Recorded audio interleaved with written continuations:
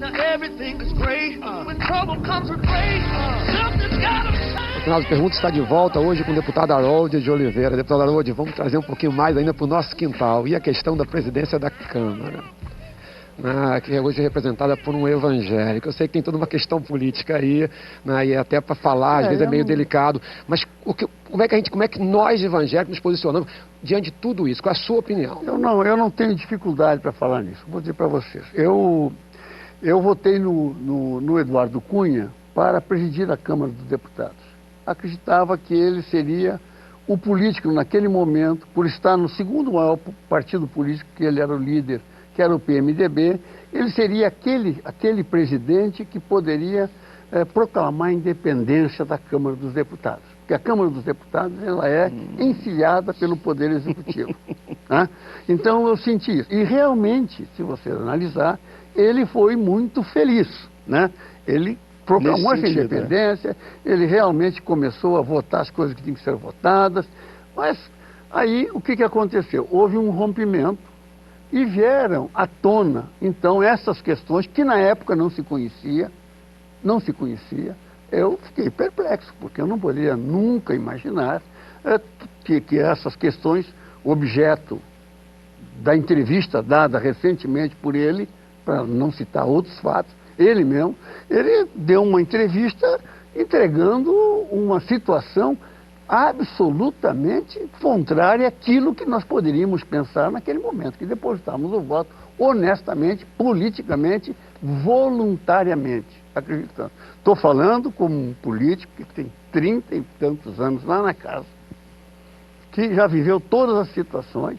Eu votei nele com essa crença. E fiquei muito feliz, inclusive, nos primeiros momentos dessa presidência, até que vieram esses fatos que nos apanharam, então, e estão nos constrangendo dessa forma. E eu acho que hoje a questão lá de Eduardo Cunha, para responder, chegou já no limite de prejuízo à nação brasileira a permanência dele na presidência da Câmara dos Deputados. Duas perguntas numa. Ele resiste até o final do ano que vem? E a outra, eu estou vendo um arrependimento do senhor de ter votado nele? Não, eu não tenho arrependimento, porque a gente pratica os atos, nós somos responsáveis e o resultado das nossas escolhas. Né? Eu escolhi naquele momento, me pareceu correto, me pareceu certo. Claro que eu não sei nem que seja. Nos outros candidatos eu não votaria nunca. No outro candidato concorreu com ele, de qualquer maneira. Mas não tenho arrependimento, não. Acho que pratiquei politicamente um ato absolutamente correto. Eu e muitos outros que hoje estão nessa situação de constrangimento e de indignação com o que está acontecendo. Deputado, durante muito tempo a gente ouvia dizer que essa dicotomia esquerda-direita já havia sido superada. E de um tempo para cá parece que isso voltou à baila. O senhor é da posição de que para o Brasil ter jeito ele vai ter que dar uma guinada à direita?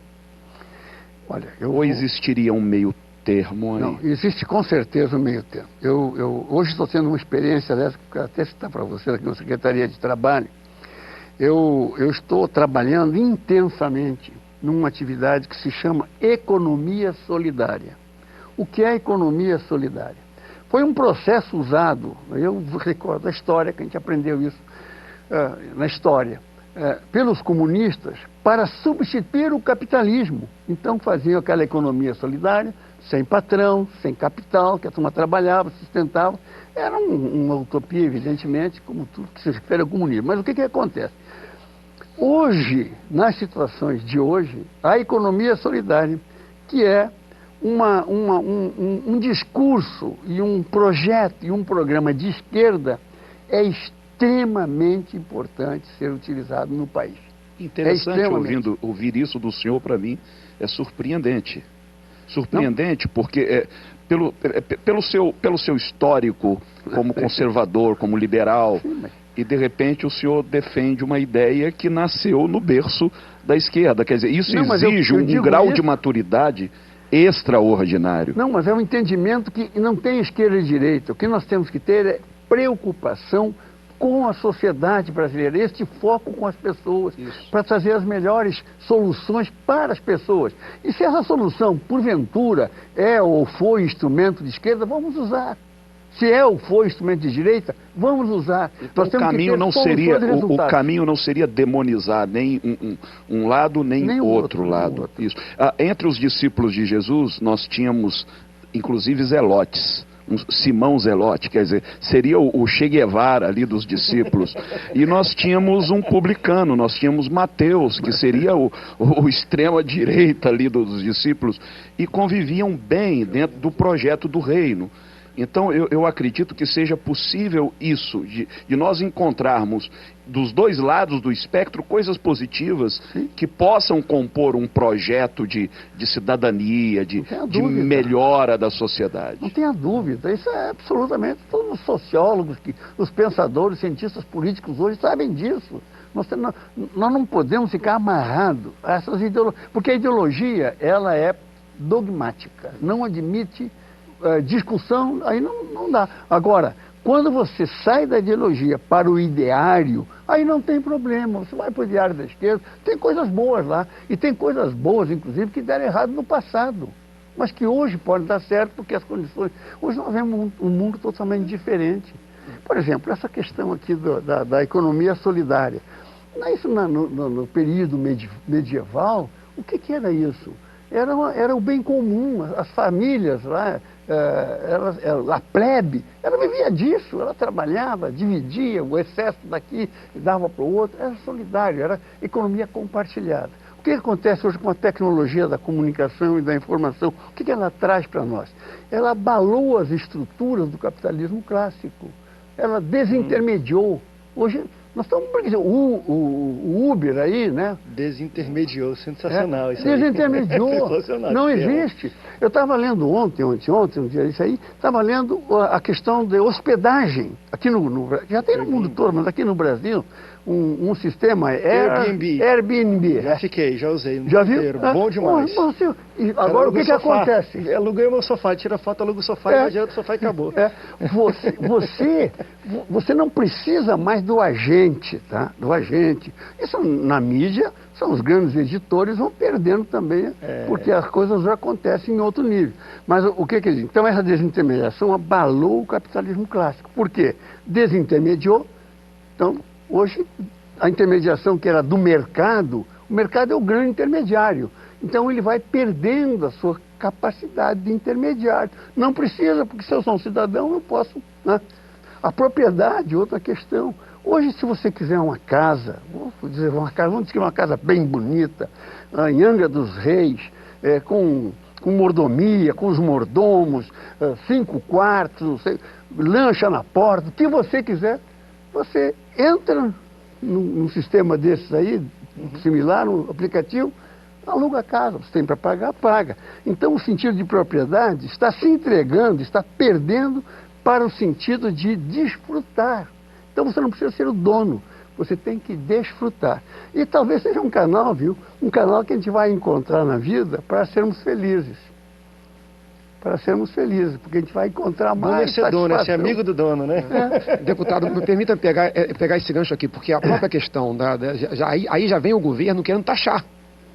Quer taxar. Aí já quer taxar, quer regular o WhatsApp. Não, mas tem que regular de alguma forma, não é? Sim, mas a questão, assim, a dificuldade do empreendedor.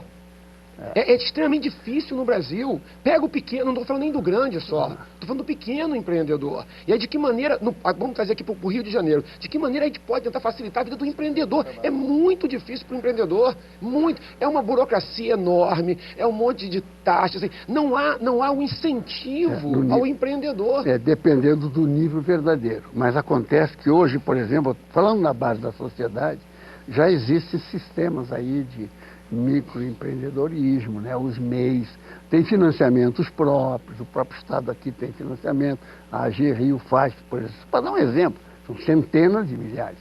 Então, financia, dependendo da atividade, e tudo dentro desse mesmo esquema aí de cooperativismo, economia solidária e pequeno e microempreendedor, a base da sociedade.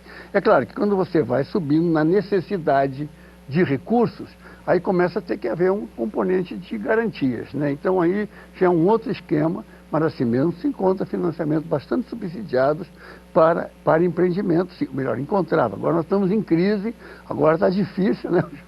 Ninguém mais tem dinheiro, mas existem sistemas para isso. A sua secretaria tem alguma área de atuação nessa área, não? Nós estamos agora fazendo, inclusive, já em fase final de negociação, para fazermos financiamento a microempreendedores. Começa 5 mil a 15 mil reais, depois pode subir um pouquinho mais. E com uma vantagem, a gente dá qualificação para que eles possam gerir aqueles recursos e é também assistido o tempo todo para não cometerem erros. É muito interessante. Claro, isso se multiplicar é uma questão muito importante. E aqui no Rio nós estamos fazendo isso agora, nesse momento. Tem só 3 minutinhos para terminar. Uma dúvida que até tenho que trazer um pouco do lado pessoal político. Você está há 9 legislaturas, então, como deputado. Talvez eu possa me recordar em anos de escolaridade, eu lembro que acho que... Você não era nascido. Não era nem nascido, mas eu digo assim, eu lembro desde que eu fiz jardim, primeira série, fundamental, médio e tudo, eu lembro de uma turma de faculdade, do 2º ano de faculdade, que eu falei assim, essa é a turma. É que nem um pouco futebol, seleção, né, do Tele, aquela seleção 86, se eu não me engano, 82, foi o ano. Você passou por 9 legislaturas. Tem algum grupo de pessoas ou de legislatura que você falou, poxa, esse aqui foi um bom grupo, e como é que você vê o grupo atual? Não, houve no meu entendimento, eu posso até ser bastante veemente, mas eu, como disse, tenho dúvida em tudo que eu falo, porque são as minhas crenças. Houve uma proletarização da atividade política. Eu frequentei grandes líderes, participei da Constituinte, para mim foi o melhor mandato, onde eu aprendi mais, onde eu convivi mais, onde trabalhei mais, que a gente virava 24 horas, enfim, foi uma coisa muito importante. Ainda mais para mim, que eu era muito técnico, engenheiro... Essa que deixou saudade, a Constituinte foi a... Aí eu ali fiz a virada, aí eu me tornei deputado. Realmente, dali para frente, aprendi conversar, negociar, ceder, perder e achar engraçado. A gente está chegando ao fim do Antenados aqui. Deputado, muito obrigado pela sua presença, nos honra muito, e você pode deixar uma mensagem para quem está nos assistindo. O prestígio é meu. Uma mensagem que eu quero deixar para vocês é que nós não podemos perder a esperança, mas no fundo também eu queria acrescentar que, sem perder a esperança, a nossa posição assim de críticos, de indignados, sentados na cadeira sem fazer nada, ela só vai cooperar para que as situações fiquem cada vez mais difíceis. Então, eu acho que nós temos que reagir participando, contestando. Nós temos que ter essa capacidade. É democrático. Eu não estou dizendo aqui para fazer baderna, não estou indo para reagir democraticamente, de acordo com a lei. Mas nós temos que reagir para demonstrar a maioria, que eu volto a insistir, a maioria do povo brasileiro é decente. Então, esse povo decente tem que se manifestar. Como dizia Spurgeon, prefiro a minha maneira de fazer do que a sua de não fazer. Obrigado, professores, pela presença de vocês aqui no Antenados Geral. Muito obrigado pela sua audiência. Deus te abençoe e até o próximo Antenados Pergunta. Tchau, tchau.